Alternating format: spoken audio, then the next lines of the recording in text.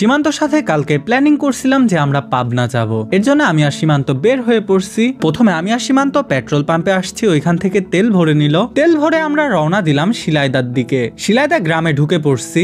শিলাইদাতেই মূলত রবীন্দ্র কুঠিবাড়ি। আমার বাম হাতে দেখা যাচ্ছে ওর অনেকগুলা বিল্ডিং। রবীন্দ্র কুঠিবাড়ি পার করেই আমরা পদ্মা নদীর ঘাটে চলে আসলাম। আশেপাশে অনেক বালি রাখা রয়েছে। মূলত পাবনা যাওয়া যায় দুই দিক দিয়ে। কুষ্টিয়া ঈশ্বরদী হয়ে পাবনা যাইতে লাগে 2 ঘন্টা, আর আমাদের এই পাশ দিয়ে লাগে মাত্র 40 মিনিট। মধ্যে শুধু বাধাই হলো এই পদ্মা নদী পার হওয়া। আমরা এখন পদ্মার উপর দিয়ে ভাসতেছি। আমাদের পদ্মা নদী পার হইতে মাত্র 40 মিনিট লাগবে। মেইনলি এখন চর পড়ে রয়েছে, শুকনার মৌসুম, এর জন্য আরো টাইম কম লাগবে। তবে এই পারে এসে আমাদেরকে অনেক চর পাড়ি দিতে হবে। অনেক মানে অনেক। চারিদিকে শুধু বালি আর বালি। মাঝখানে কিছু জায়গায় চাষ করছে অবশ্য কৃষকরা, আবার দেখা যাচ্ছে কলা গাছও লাগাইছে। মূলত মিডিলের একটা অংশে চর সবসময়ই থাকে। তাছাড়া এমনি যেসব জায়গা আছে সেগুলা বছরের 6 মাস পানিতে ডুবে থাকে আর 6 মাস থাকে ডাঙা হিসেবে। এই যে ছোট্ট একটা জায়গা, এই জায়গাটা পার হলেই আমরা নদী পার হয়ে যাব। মূলত আমরা এখনো কুমারখালীতেই আছি। নদীর এই পারেও একটা উপজেলা আছে, এই উপজেলার সাথেই পাবনা লাগানো।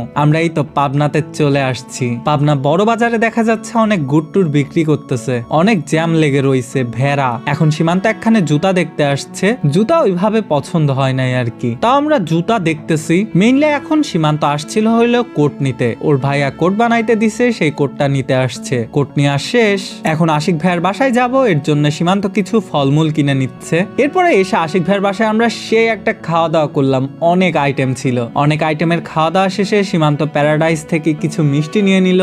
আরো 1-2টা মিষ্টি নিছিল, সেটার ফুটেজ নিই নাই। মেনলি সন্ধ্যা লেগে যাচ্ছে, ও আবার ভাটায় যাবে। এর জন্য আমরা তাড়াতাড়ি বের হয়ে পড়ছি। ভাটায় যাওয়ার আগে আমরা ব্রিজে একটু ঘোরাফেরা করে তারপর ভাটায় যাচ্ছি। এই যে আমরা ভাটায় চলে আসছি। ওর কাজ মূলত এখানে হেঁটে বেড়ানো আর কাজ কাম দেখা। আমি ওর সাথে ঘুরতেছি আর ভিডিও করতেছি। এই যে মাটি দিয়ে অনেক ইট বানায় রাখছে, এগুলা হচ্ছে শুকনা ইট। ওদের হচ্ছে কয়লা ভাটা। এই যে কয়লা এনে রাখছে, সেই সাথে কাঠের গুঁড়া, এই 2টা জিনিসই পুরাইতে লাগে। ইটও পুরাই রাখছে অনেক। আমরা 2জন হাঁটতেছি।